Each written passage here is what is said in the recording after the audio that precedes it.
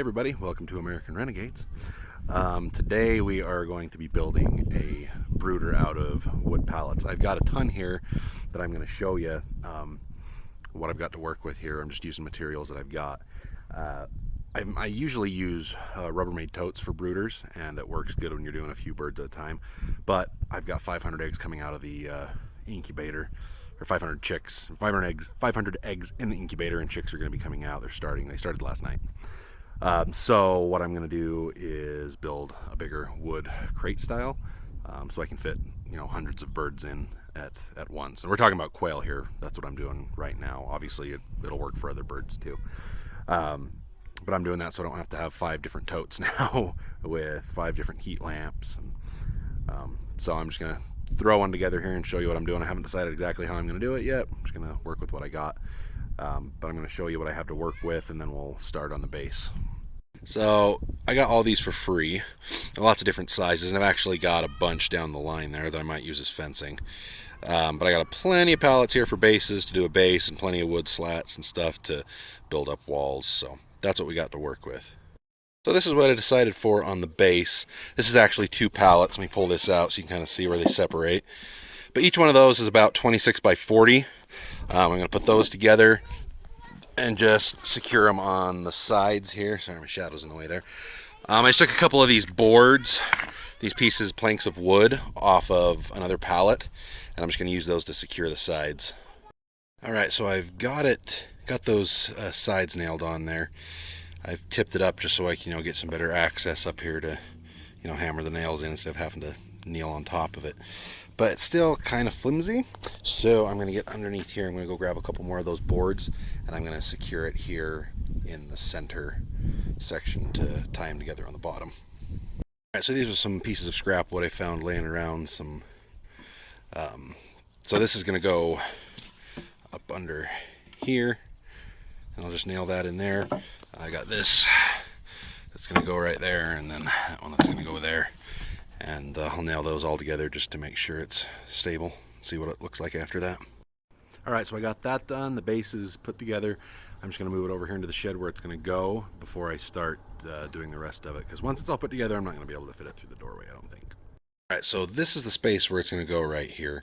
And what I'm going to do is put right here against the wall, pallets right here for the outside edge, and then get this laid down and secured. Ooh, if you can see my hand there, secured into it, so we can have one wall done, and then I'll start building the walls around the rest of it.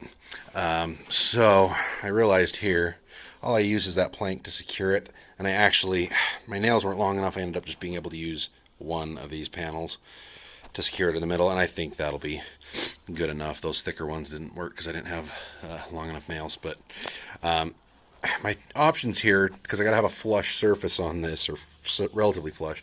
I can't have this big old lip here because of this. So instead of tearing that off, which will destroy it, I've decided I'm gonna get some more pieces to put along here to fill in those gaps and get a flush surface on both sides of that. Alright, so I got those other pieces on the ends on both sides.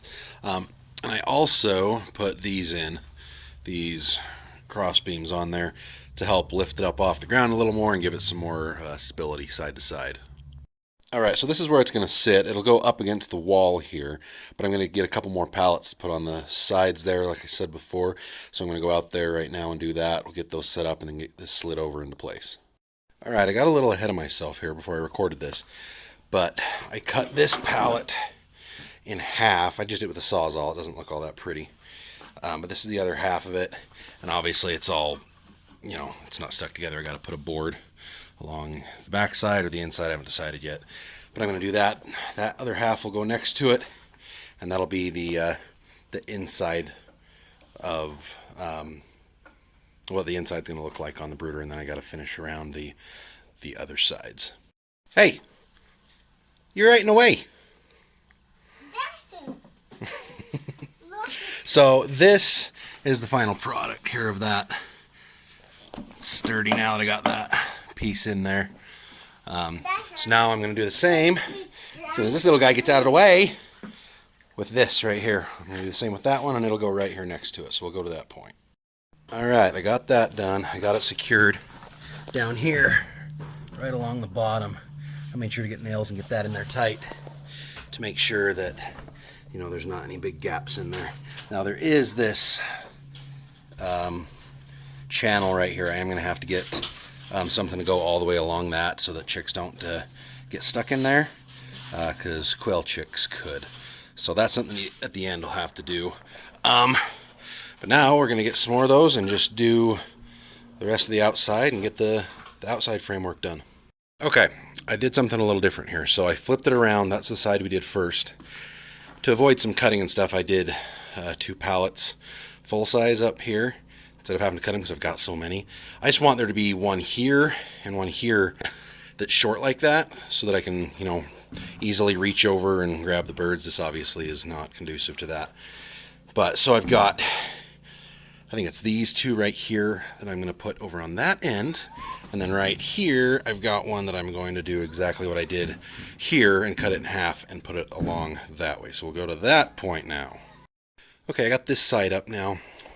What I forgot is that obviously this isn't squared off, so I don't need to cut one in half. I use this lengthwise, and over here I'll put some strips in those corners. But what I realized also is that on this end, like, there's not a whole lot to nail that board to. I can go along the bottom there, and I'll probably do that, but I might end up also doing some board like on this inside edge over here to help secure it some more too. Okay, guys, so I got these corner pieces in. So this isn't going to be the prettiest. I had to put like a little brace back there. But I got that side up. Ended up not needing to put 2 pieces in there. Like I said before, this is almost done. I got a piece over here in this corner too. Birds won't be able to get through. So yeah, we're about there. Okay, here's the finished product. So on this side, I just started on this end with a pallet and nailed it, and then there was a gap there, so a 4x4 filled that up. Didn't have long enough screws, so I used some brackets I had laying around. You put those those 1x4s, 1x3s, something like that. I put those in there along those sides where those holes were, those little ledges were. I do have a bit of a gap right there, but we're going to be putting cardboard down on top of all of that first, and then probably newspaper. So I'll show you this back side too. I think I already showed you this. I had to put a brace there. Had to do some wonky stuff back here to get all held together, but we were doing it out of pallets, and yeah, it ended up working out okay, I think. All right, so obviously this wasn't something I was trying to make look really pretty. I could do a lot better job and take some more time and make it look better, but I'm after functionality, not after looks for this.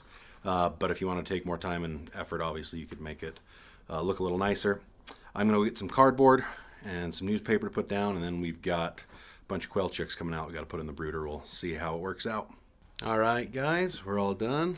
Let me flip this around, show you what we got here. All right.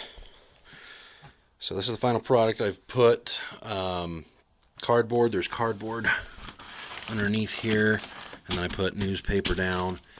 Got a little bit of feed there. I don't put the jar tops on those feeders because I've found quail chicks get into there and suffocate. They'll like get inside that thing and it'll fall down on them. All the feed will fall down on them and suffocate them. A couple of waters, a couple of heaters. That one over there you can't see because it's just a heat element, not a lamp. It's non-heat emitting. So that's what it looks like when it's all said and done there. And now I'm just going to go get some chicks out of the incubator, out of both the incubators, and throw them in there, and we'll see how many we've got, and give you kind of some perspective of the size of everything and how many birds it can hold. All right, here we go. We got a couple in here. All right, there weren't a lot in that one, so we're gonna go out to the other incubator, and I think there's quite a few in that one. We'll get these ones put out in the brooder first, though. Yeah, a ton more in this one. We've already got 50 in here. And we got a bunch more back here we still got to get. All right, there's about 130 of them so far. There's still more hatching, but that kind of gives you some scale. That's 130 quail chicks. Of course, they're all huddled together because they just got out of the incubator and they're huddling under the lamp. But that maybe kind of gives you some scale of what you can fit in something like that. All right, guys, that's about it. It took me about 3 hours to do that. I had to do some other things that I didn't show on video, getting some of the underneath repaired, and had to take some time to like actually get the wood off, break some planks off of other pallets and stuff. But hopefully that gives you kind of an idea of what you can do with the pallets, or maybe kind of give you an idea of something you can do with just stuff laying around. So that's all there is for this one, though, guys. We'll see you on the next one.